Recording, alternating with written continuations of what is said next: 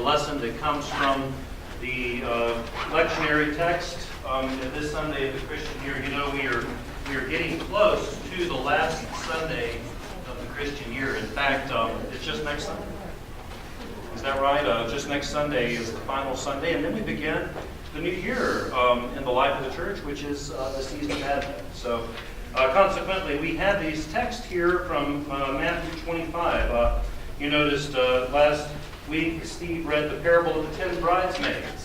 This week we're reading the parable of the talents. And then next Sunday we'll conclude with the final parable in Matthew 25, the judgment of the nation. But hear now the word of the Lord from Matthew 25, verses 14 through 30. I'll read from the New Revised Standard Version. That's the same as what you have in your Pew Bible, New Testament. Hear now the word of the Lord. For it is as if a man going on a journey summoned his slaves and entrusted his property to them.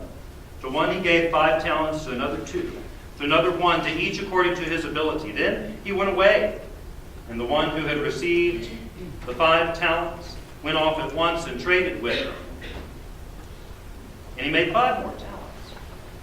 And in the same way, the one who had the 2 talents made 2 more talents, but the one who had received only the 1 talent went off and dug a hole in the ground and hid his master's money. After a long time, the master of those slaves came and settled accounts with them. Then the one who had received the 5 talents came forward, bringing 5 more talents, saying, Master, you handed over to me 5 talents. See, I have made 5 more talents. And his master said to him, Well done, good and trustworthy slave. You have been trustworthy in 2 things. I will put you in charge of many things. Enter into the joy of your master.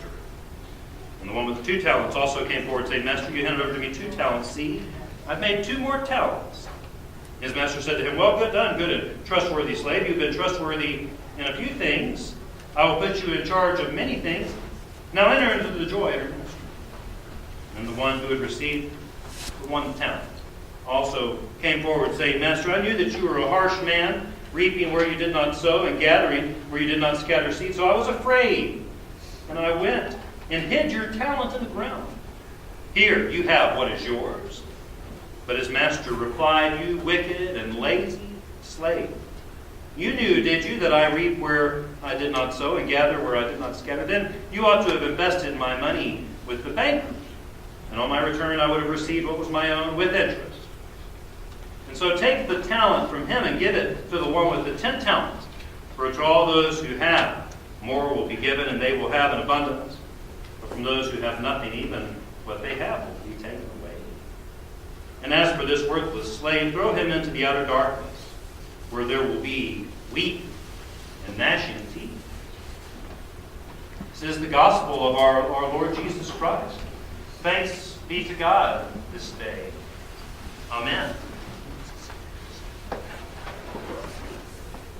Now, I read an interesting, what I thought was an interesting human interest story the other day, in that after years of working as a starving artist, peddling his pencil drawings down by the Halifax waterfront, Canadian artist Rob Scott gained recognition in 2009 when he was commissioned to draw the official drawing of the legendary racehorse Some Beach Somewhere. And then soon afterwards, this artist, Rob Scott, got a commission to do licensed portraits for famous Canadian sports stars like Wayne Gretzky. And so today, he's gone from living as a starving artist to living the dream as a full-time professional artist, a sports artist. And he writes that it takes him about 2 months to finish each drawing. And then he will sell limited edition prints of these drawings for between $400 and $1,700 a piece. Usually he sells these in runs of 100 or more. And so consequently, last year his business, Ultimate Detail in Pencil, he calls it, his business generated approximately $200,000 in revenue in the year 2018. However,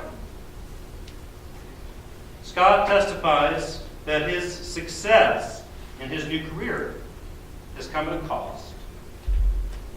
As he says today, he hardly has any time to spend with his wife and his children. anymore. He's finally making a living doing what he does.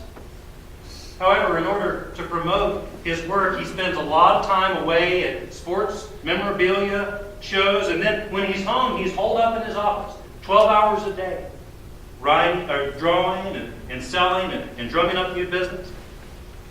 Scott says he knows that he could turn projects down, but after struggling without work for so long as a starving artist, he doesn't want his career to lose any momentum. I love what I do, he says, but I don't know how to cut back. And unfortunately, Scott's problem is a common one among small business owners, writes Brian Borzakowski of the Halifax Globe and Mail, who wrote an article about this gentleman. He says that it's common for the balance between work life and home life to suffer for the small business owner. Work has become the most important thing, says Scott. However, I can't shut it off, and I'm losing time with my children and my wife accordingly. Scott has even considered outsourcing some of his work, although he's not sure what to give up. And he would like to be more efficient with his time, but the main problem, he says, is in his head. I just don't know how to stop working, he says. Have you ever felt like that? I know that I have. And in fact, someone in the church gave me this very article about a year ago, and I think that they were trying to tell me something. And that is because for some of us, it can seem like there's just not enough hours in the day. There's just not enough time for us to accomplish all that we want to accomplish. And I don't know about you, but as someone who grew up hearing Bible stories, rocking in my grandmother's lap on her rocking chair out on the back porch, this parable of the talents has always made an impression on me, because it seems to say that I need to work hard, and that I don't need to squander the gifts that God gave me, but I need to invest these gifts by hard work. Is that what that parable is meant to you? A lot of you, like me, have you heard it all your life? And so, as an encouragement to hard work, or as a commendation to those with an extraordinary devotion to the faith, this parable makes a powerful statement. For instance, you might recall, who was at Bob Stokesbury's memorial service? You were at that memorial service about 2 months ago. You'll recall that we lifted up this text as a way to honor Bob Stokesbury at his memorial service. And we were comparing him in that service to the first servant, right? The one with the 5 talents, to whom the master said, "Well done, good and faithful servant. You have been trustworthy in a few things. Now I will put you in charge of many things. Now enter into the joy of your master." And so for those of us who knew Bob Stokesbury, it was proper, wasn't it? It was merely an accurate comparison, because Bob was someone who truly devoted his life to the church and to helping them. However, if you were at that service, you might recall how in reading this passage we stopped short about halfway through. We stopped short after verse 21, and not just for brevity's sake, but also to avoid the harsh condemnation that comes for the servant who does not invest his master's money, but instead buries it in the ground. Remember, for in fact, the lesson is pretty harsh in its conclusion, isn't it? Taking from the one with only 1 talent and giving it to the one with 10. And what's more, threatening to throw this 1 talent guy into the outer darkness, where there will be weeping and gnashing of teeth. How that resounded when I was a child, that weeping and gnashing of teeth. It scared the out of me when I was a little boy, I tell you what. But sadly, it wasn't until later that I learned that there's not much mercy and grace in this parable, is there? Or at least not from what I can tell. I thought Peggy did a terrific job of sharing that with the children, because she shared it as a positive message about what you can do to be a help to others. I find that the author and theologian Nancy Rockwell agrees, and she writes of this parable, and she says this. She says, "I know some good-hearted folks who call themselves atheists because this is the God They disbelieve this unbending God, she says, whose performance standards requires you to work out your own salvation, who says it's up to you whether or not you enter paradise, who says you have choices to make, so you better make the right one.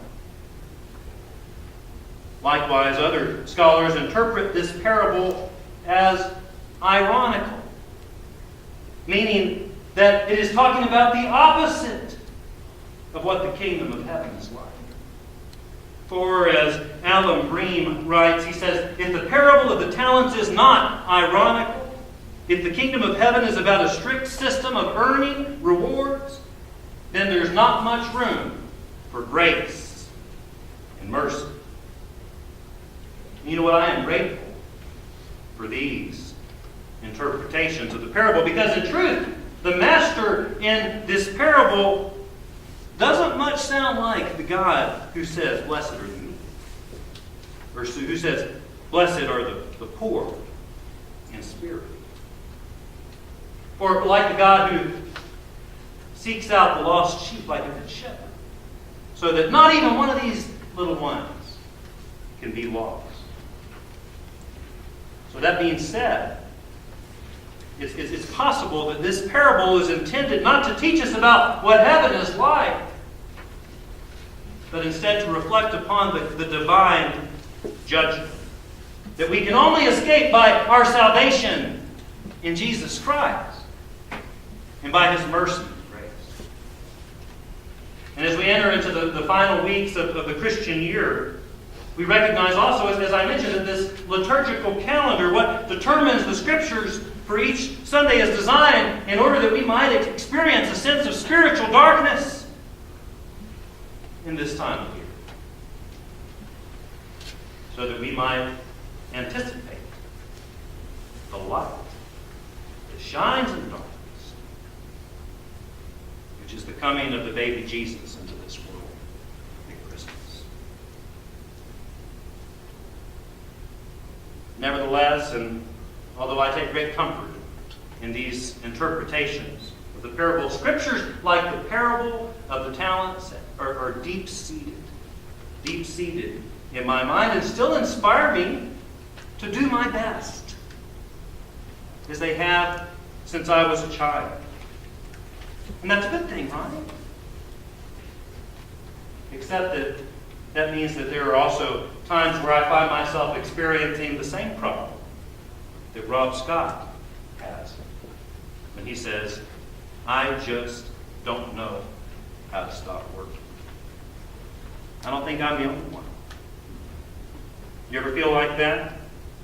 And so, for those like us, I'm going to close with a story from the famous author Stephen Covey, who wrote 7 Habits for Successful People. And he tells of a teacher. Maybe you've heard this story before, but it's one of my favorites. He tells of a teacher who says to the class, a class of high-performing students, and he says, time for quiz. You kids like quizzes, don't you? I think you do. And he puts out, this is the quiz, he puts out a mason jar, a big 1-gallon, wide-mouthed mason jar. He puts it out right on the table in front of all the students. And then he pulls out about a dozen fist-sized rocks. And carefully, one after another, he places them into that mason jar. And then when the jar is full with these big rocks, he says to the class, is the jar full? But the students, they know the teacher pretty well, and they say, no. And the teacher just smiles. And so out from under the desk, the teacher pulls out a bucket of gravel. And then takes the gravel and pours it in and shakes the jar around so it falls in and fills in all the spaces in the rocks. And then the teacher says to the student, now is the jar full? And the students say, no. And the teacher just smiles. And he pulls out from under the desk a bucket of sand. And then he pours the sand into the spaces between the rocks and the gravel and shakes it around so that it fills in the holes and says to the class, jar full?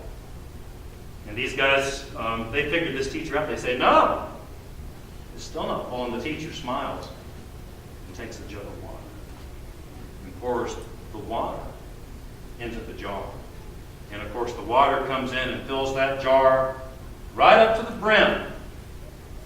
And then the teacher looks up at the class and says, so, what is the point of this illustration?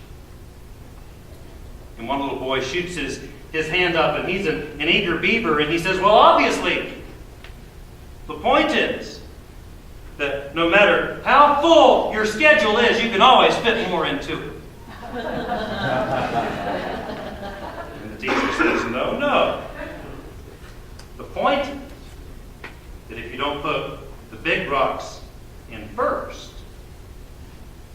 you're not going to fit them in there at all. You know, I like this story, and I close with this story because it reminds us, doesn't it, to invest our talents in the big rocks, in our faith, in our family, in helping other people. Because these are the things that last. This is how we build our treasure in heaven. And while the parable of the talents may be a little short on mercy and grace, it does remind us to be grateful for what God has done for us in Jesus Christ. And that's because whether you're a 5-talent person or a 2-talent person or just a 1-talent person, the good news is that Jesus came to save the overachiever and the underachiever alike. Thanks be